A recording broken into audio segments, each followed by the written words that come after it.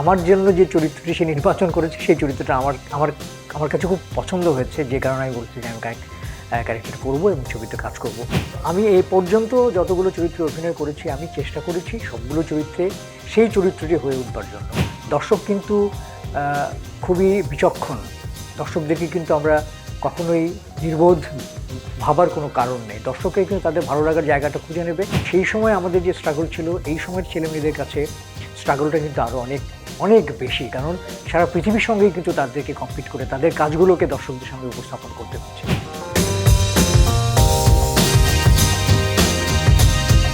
রায়হান রাফির সাথে এটা আমার প্রথম কাজ। ওর কাজগুলো তো এর আগে দেখেছি, ও ভিন্ন ভিন্ন গল্প নিয়ে ডিফারেন্ট কাজ করার চেষ্টা করেছে। তো এবার যখন প্রেশার কুকারে আমাকে অভিনয় করার আমন্ত্রণ জানায় এবং আমাকে ও পরিষ্কারভাবেই বলে যে একটা ডিফারেন্ট ক্যারেক্টারে আপনাকে আমরা দেখতে চাই, তো আমি স্ক্রিপ্টটা পড়ার পর আমার কাছে খুব ভালো লেগেছে এবং গল্পটাকে সে যেভাবে বলতে চেয়েছে সেটা আমাকে অনেক বেশি অ্যাট্রাক্ট করেছে। আর আমার জন্য যে চরিত্রটি সে নির্বাচন করেছে সেই চরিত্রটা আমার আমার আমার কাছে খুব পছন্দ হয়েছে, যে কারণে আমি বলছি যে আমি ক্যারেক্টার করব এবং ছবিতে কাজ করব। এবং দীর্ঘদিন ও কাজ করেছে, গত 1 মাস ছবির কাজ করেছে। ওর সাথে কাজ করতে গিয়ে আমার যেটা মনে হয়েছে সেটা হলো যে ও গল্পটাকে যেভাবে সে ভাবতে চায়, যেভাবে সে লিখেছে, স্ক্রিন প্লে করেছে, সেটাকে সে দর্শকদের সামনে ওইভাবেই সে উপস্থাপন করতে চায়।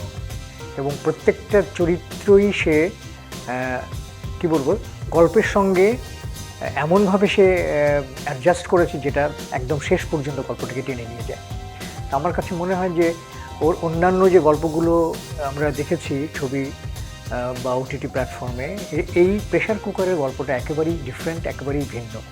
এই গল্পের সঙ্গে আমার মনে হয় যে ভিন্ন ভিন্ন শ্রেণীর যে দর্শক যারা আছে, বিভিন্ন সেক্টর, বিভিন্ন ক্যাটাগরির যে দর্শক আছে, প্রত্যেকেই এই ছবিটাকে কানেক্ট করবে।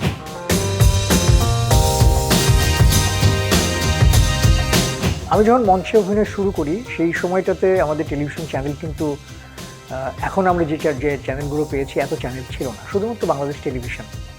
তো আমরা যেন মঞ্চে কাজ করার সুযোগ পাই, আমাদের একাগ্রতাই ছিল যে নিজেকে অভিনয় শিল্পী হিসেবে তৈরি করা।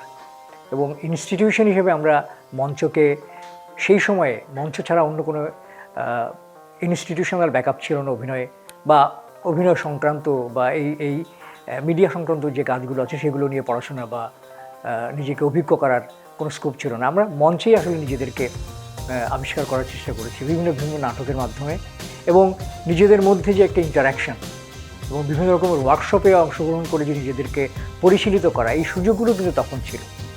এখন অবশ্য এই সুযোগটা অনেক বেশি। মঞ্চের পাশাপাশি কিন্তু আমাদের অলমোস্ট সবগুলো বিশ্ববিদ্যালয়ে মিডিয়া ডিপার্টমেন্ট আছে, নাট্যতত্ত্ব বিভাগ আছে, সেখানে ছেলেমেয়েরা পড়াশোনা করছে, সেখান থেকে পড়াশোনা করে তারা মিডিয়াতে কাজ করছে। অনেক ছেলেমেয়ে এখন ইয়াং জেনারেশনের অনেকেই কিন্তু এই ইনস্টিটিউশন থেকে পড়াশোনা করে এসে তারা কাজ করছে। তো সেই সময় আমাদের যে স্ট্রাগলটা ছিল, আমরা একেবারেই কনফাইন থাকতাম যে আমরা আমাদের মঞ্চকে কীভাবে মঞ্চ নাটকের মাধ্যমে নিজেদেরকে অভিনয় শিল্পী হিসেবে তৈরি করব, সেইটার একটা স্ট্রাগল ছিল। এখনকার ছেলেমেয়েরা কিন্তু মঞ্চনাটকের সাথে সম্পৃক্ত না হয়েও কিন্তু তারা নিজেদেরকে সমৃদ্ধ করার চেষ্টা করছে। আমাদের যেহেতু ইন্টারনেটের মাধ্যমে সারা পৃথিবী আমাদের হাতের মুঠোয়, আমরা এক মুহূর্তেই কিন্তু সারা পৃথিবীর কাজগুলো দেখার সুযোগ পাচ্ছি। তো এই সময়ের ছেলেমেয়েরা কিন্তু সেই জায়গা থেকেও নিজেদেরকে সমৃদ্ধ করছে। তো যারা অভিনয় করতে চায় বা যারা ডিরেক্টোরিয়াল কাজ করতে চায় তাদের জন্য কিন্তু এই ক্ষেত্রটা উন্মুক্ত। তো সুতরাং সেই সময় আমাদের যে স্ট্রাগল ছিল, এই সময়ের ছেলেমেয়েদের কাছে স্ট্রাগলটা কিন্তু আরও অনেক অনেক বেশি, কারণ সারা পৃথিবীর সঙ্গেই কিন্তু তাদেরকে কম্পিট করে তাদের কাজগুলোকে দর্শকদের সামনে উপস্থাপন করতে হচ্ছে। এটি একটা বেসিক ডিফারেন্স আছে।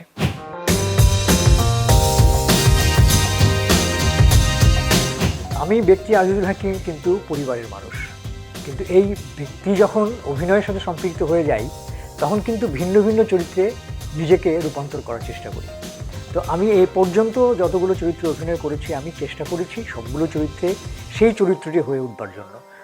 সুতরাং সেই পরিপ্রেক্ষিতে আমি বলতে পারি যে প্রত্যেকটা চরিত্রই আমার কাছে একেবারেই ভিন্ন এবং আলাদা।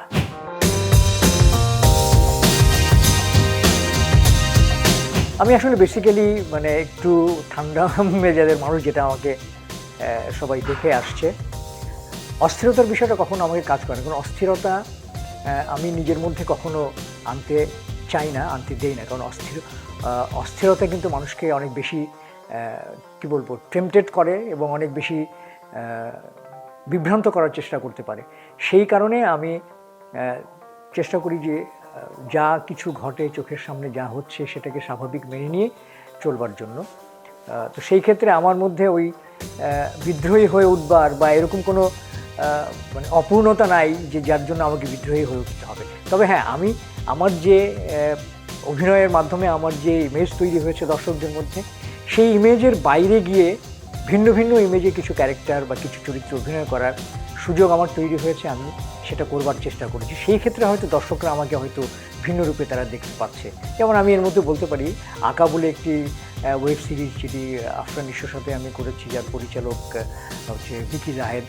সে আমাকে একটা ভিন্ন রকম চরিত্রে সে সবসময় আমাকে চেষ্টা করেছে তা উপস্থাপন করবার জন্য, এবং ফাইনালি যেটা আঁকাতে হয়েছে সেটাও কিন্তু দর্শকদের কাছে একটা ভিন্ন রকমের চরিত্র, আমার যে ইমেজ সেই ইমেজের বাইরের একটা চরিত্র।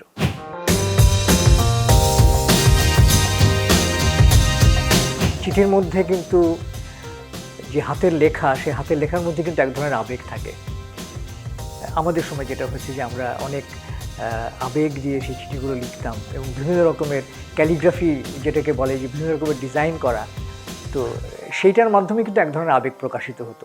আর এখন যেটা হয় যে শর্ট মেসেজ, মানে আমরা টেক্সট করে দিচ্ছি, সেখানে কিন্তু আমার আবেগটাকে বোঝা মানে তাৎক্ষণিকভাবে বোঝা খুব মুশকিল। হয়তো ইমোজির মাধ্যমে আমি বিভিন্ন রকম সাইন পাঠাচ্ছি, হ্যাঁ, সেটা এই প্রজন্মের ছেলেমেয়েদের কাছে হয়তো তাদের প্রযুক্তিগত কারণে হয়তো তাদের কাছে এটা এক ধরনের ইমোশন ক্যারি করে, অবশ্যই করে।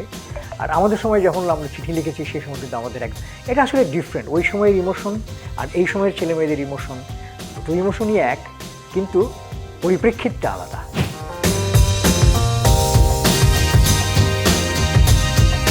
না, আমার কাছে কখনো এটা মনে হয়নি যে আমি সবগুলো চরিত্র আমার করা হয়ে গেছে। আমাদের চোখের সামনে তো অনেক চরিত্র, হাজার হাজার চরিত্র, সবগুলো চরিত্র তো আমার পক্ষে করা সম্ভব না।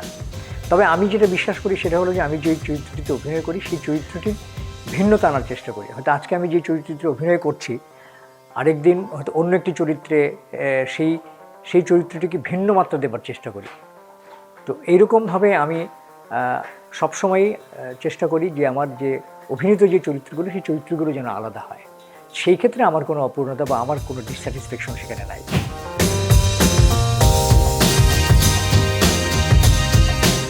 মৌলিক পার্থক্য আমি যেটা দেখি সেটা হলো যে সোশ্যাল চেঞ্জেস তো আছেই। আমরা যে সময়ে 90 দশকে যেই সময়ে কাজ করেছি, সেই সময় যে সামাজিক বাস্তবতা ছিল, সেই সামাজিক বাস্তবতায় যে ধরনের নাটকগুলো হতো, সেই সামাজিক বাস্তবতা আর আজকের 2026-এর সামাজিক বাস্তবতা কিন্তু এক নয়। তো সুতরাং মৌলিক পার্থক্য যেটা হলো, সেই সময়ের যে ভাবনা চিন্তা, পরিবারকে নিয়ে ভাবনা, ইন্ডিভিজুয়াল চিন্তাভাবনা থেকে বেরিয়ে এসে কালেকটিভ চিন্তাভাবনা যেটা ছিল, সেইটা কিন্তু এখন একটু পরিবর্তন হয়ে গেছে। কন্টেন্টের কিন্তু অনেক পরিবর্তন হয়ে গেছে। তো সেই জায়গা থেকে চিন্তা ভাবনা করলে অবশ্যই এক ধরনের পার্থক্য তো অবশ্যই আছে। সেই সময় এক ধরনের নাটক হয়েছে পরিবার কেন্দ্রিক, এখন ইন্ডিভিজুয়াল গল্প নিয়ে কাজ হচ্ছে, বিষয়ভিত্তিক কাজ হচ্ছে। এমন দেখা যায় যে একেবারে পরিবারের গল্প না, একেবারে ইন্ডিভিজুয়ালের গল্প না, কিন্তু তারপরেও কোনো একটা কন্টেন্টকে নিয়ে কাজ করা হচ্ছে যে কন্টেন্ট নিয়ে আমরা কখনো ভাবিই নাই, এরকম কাজও হচ্ছে। তো সুতরাং এই কন্টেন্টের দিক থেকে কিছু পরিবর্তন তো অবশ্যই আছে।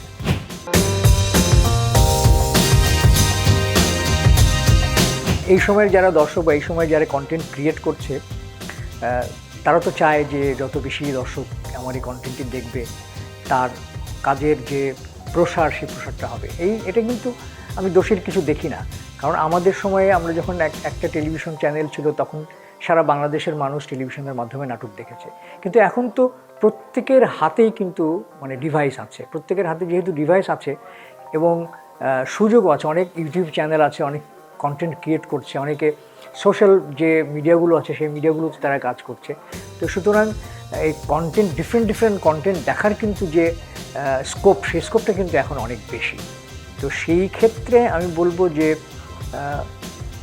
আগের যে কাজগুলো হয়েছে সেইগুলোর যে দর্শক, এখনও তারা তাদের সেই পুরনো দিনের নাটকের কথাগুলো এখনও বলে, ভালো লাগার নাটকগুলোর কথা এখনও বলে।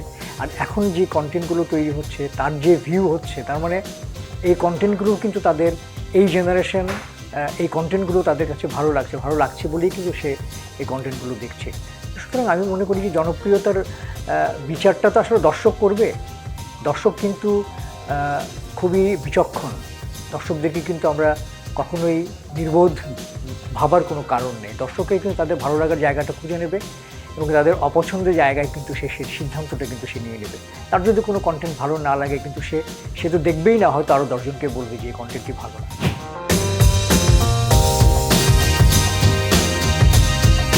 বেসিক পার্থক্য তো অবশ্যই আছে, কারণ ছোটোবেলায় যখন ঈদ আসতো, উৎসবগুলো আসতো, তখন পরিবারের সবাই, আমরা তখন সব ভাই বোনরা সবাই ছোট, বাবা মাকে কেন্দ্র করে আমাদের ঈদের উৎসব, ঈদের আয়োজন, আমরা অপেক্ষায় থাকতাম যে ঈদের সময় আমরা নতুন নতুন পোশাক পাচ্ছি। পোশাক পাওয়ার যে আনন্দ, সেই আনন্দটা সবসময় কাজ করতো। আবার আমরা গুরুজনদেরকে সালাম করলে সালামি পেতাম, সেটারও একটা আনন্দ ছিল সেই সময়। কিন্তু এখন তো একেবারে মানে এটা পরিবর্তন, যেহেতু আমরা বাবা হয়েছি, আমরা দায়িত্বশীল ব্যক্তি হয়েছি, সেই কারণে আমাদের রেসপন্সিবিলিটিও চেঞ্জ হয়ে গেছে। এখন পাওয়ার চেয়ে দেবার আনন্দটাই অনেক বেশি। আমরা ছেলেমেয়েরা যদি অনেক বেশি আনন্দিত হয়, তাদেরকে যদি আমরা খুশি করতে পারি, ঈদের জন্য তাদের ভাবনার কথা চিন্তা করে যে সে কী প্রত্যাশা করে সেটা যদি পূরণ করতে পারি, সেটাই আমাদের কাছে আনন্দ মনে হয় এখন।